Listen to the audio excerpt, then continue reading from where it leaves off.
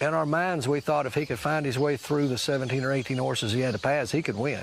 And I have some guys that were with me that made $60,000, $70,000 off their bets. So we had absolutely thought we could win. In this year's Kentucky Derby, Rich Strike was at 80-1 odds. His trainer, Eric Reed, spoke with the Today Show. There was some chatter on social media about a tweet that came from what appears to be your account back in January, in which whoever tweeted it made what many would consider to be offensive remarks about the Vice President of the United States. I have to ask you, was that your actual account, and was that a tweet from you? And if so, what do you have to say about that?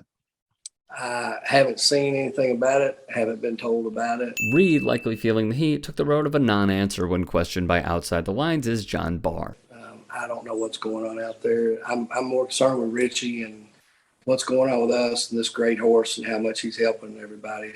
So, there's haters out there, and that's about how I want to leave something like that. The tweet in question was when former Trump official Sebastian Gorka wrote, "So what exactly are Kamala Harris's qualifications?" It is alleged that Reed may have replied, "Heard she's good on her knees." In that ESPN interview, one Twitter user noted this picture of the insurrectionist white supremacist president behind Reed on his wall.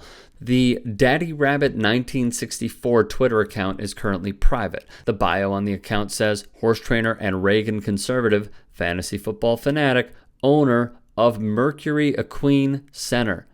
That center is the home track of Rich Strike. Now, of course, as it is their calling card, a network that prompted up and defended a man who tried to cancel democracy supports headlines like these. ESPN tries to cancel Rich Strike's trainer over months-old tweet about Kamala Harris, with the opening line being, ESPN couldn't make the Kentucky Derby about race, so they switched to politics. I have two thoughts on this. The first, Donald Trump attended the Kentucky Derby to grift money out of his supporters.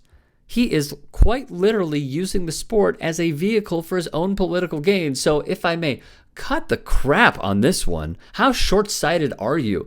Because executives at Churchill Downs were caught off guard by Trumpito's $75,000 per person fundraiser hosted by his super PAC. Trump's Derby guest list was not public, but the hosts were said to include Pam Bondi, the former Florida AG, Richard Grinnell, the former acting director of National Intelligence, Matthew Whitaker, the former acting AG, and Kimberly Guilfoyle, a TV personality who's engaged to Trump's son. One please pick me, I'm begging for attention candidate even took this selfie with the caption, "This Kentucky farm boy is going to the Kentucky Derby with Donald Trump." I don't know. It sounds pretty political to me, don't you think? As The Independent reported, most GOP candidates who have so far received his endorsement have been awarded little in terms of monetary support. The notable exception to this rule is the Georgia primary, where Mr. Trump has poured $500,000 into the effort to unseat Governor Brian Kemp for his refusal to help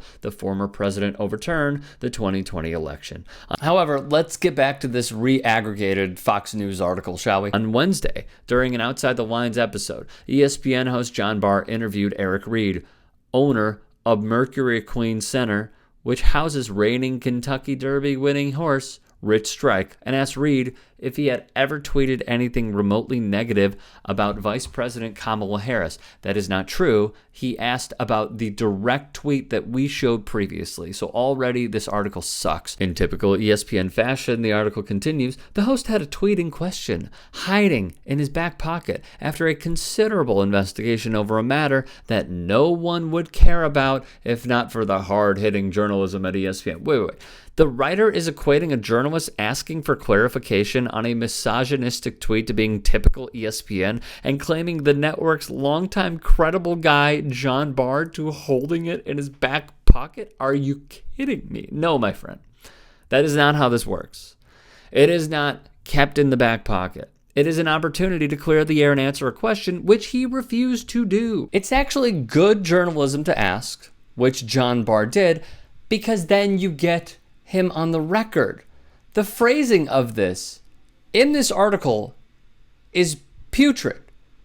It's amateur. Then there's the fact that Reed allegedly replied to Gorka, who has maintained ties to and voiced opinions supportive of extreme right and anti-Semitic Hungarian groups and political parties. Where was the writer on this one? Additionally, during this time, Gorka wrote opinion pieces for news outlets widely known for their anti-Semitic views. Gorka denies this, but the proof appears to be in the pudding. In the White House, Gorka also donned a medal linked to Nazi Germany, which made one anti-Semitic group, quote, proud of his display. Although he has denied it, NBC News went to Hungary, tracked down the group, and its members said Gorka was indeed involved. There are many areas with which this piece could have gone.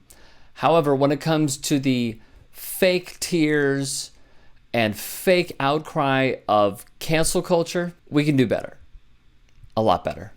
Because this has no merit whatsoever.